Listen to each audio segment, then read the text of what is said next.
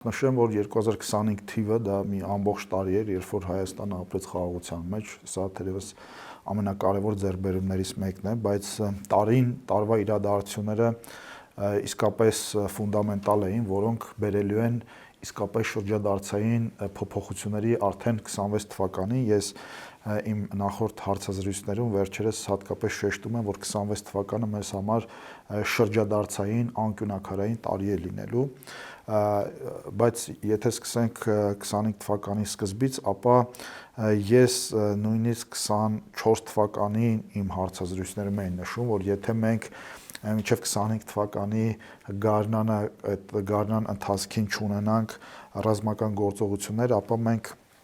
հաղթահարած կլինենք այսպես